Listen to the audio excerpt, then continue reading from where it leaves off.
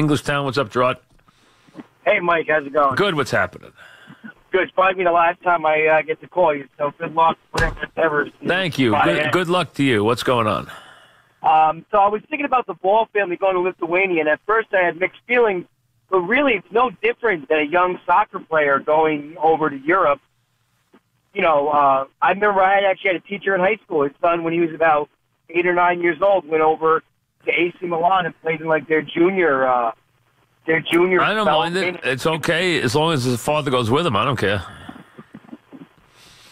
No, I get it, but at first I was like, wait, it makes sense. You think this is going to set a precedent then? Now, listen. This is a kid that needed to get out of there. I mean, it's a whole different series. It's a whole different situation. So, I mean, if they found, somewhere to play, have him play, go ahead. Good. I have a hard time getting involved. I don't feel comfortable promoting that family.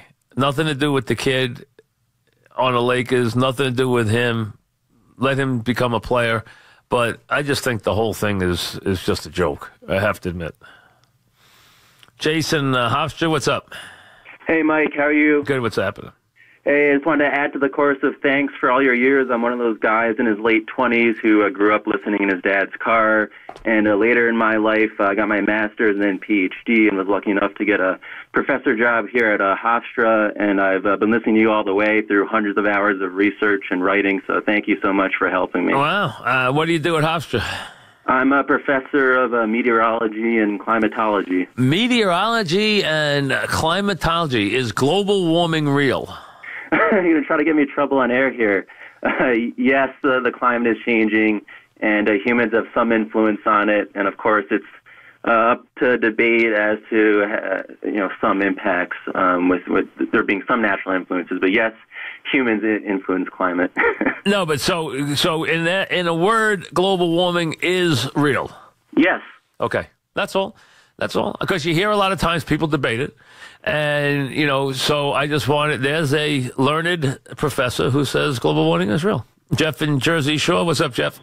Hey, Mike.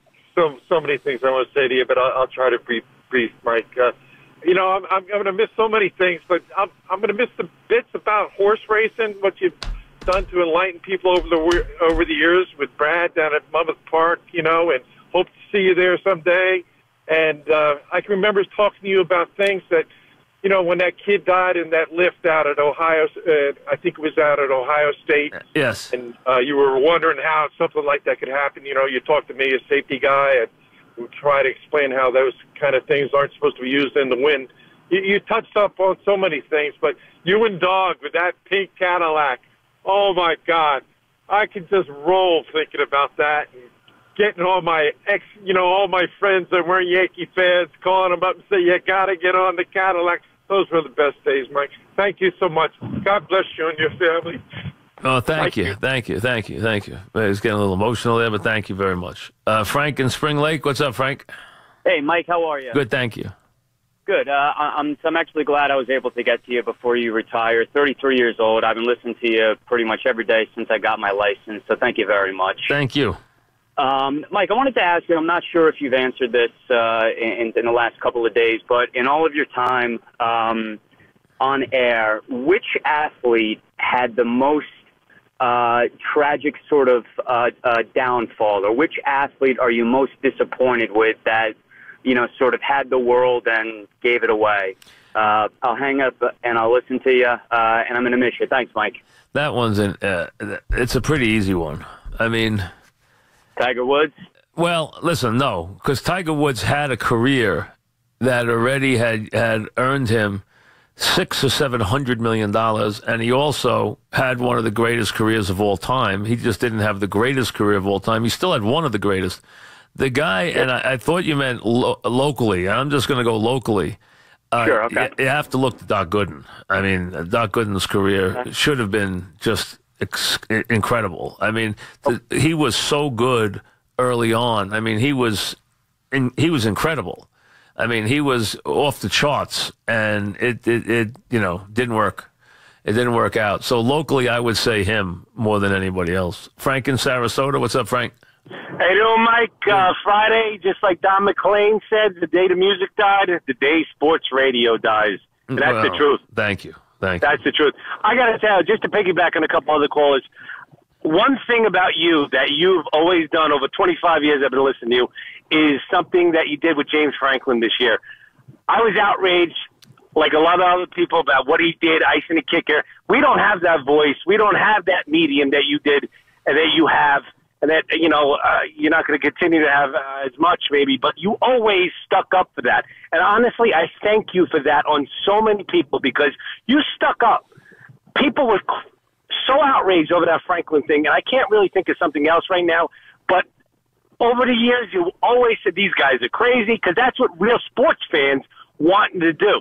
But you always did that, and I thank you so much for that. Thank you. Appreciate the kind words. Thank you very much. And that one was an easy one. I mean, he was just a jerk on that one. Just a total jerk. Frankie in Bedminster. What's up, Frank? Mike, how you doing? Good. Thanks for taking my call. Congrats on 30 years. Thank you. Good luck in the future. I'll be listening or watching whatever happens. Thank you. But big Jets fan, I feel it was kind of obvious in the past with Herm and Mangini and Rex when it was time to go. Now I'm not so sure because we overachieved. You can see the pieces are in place for the future. I know you touched on it a little bit before, but if you could just offer your opinion again on what we should do with Bowles. I think right now, and I admit, I'm going to let McCagnon make that call on Bowles. I trust him to make it. I think you can trust him to make it, and I think Bowles stays. I'm not willing to give Bowles a long contract where I count on him for 5 years, but I think he deserves another year to show if he can grow in the job. Next year's the make-or-break year for him, one way or the other, and I have to see the improvement I think you can see.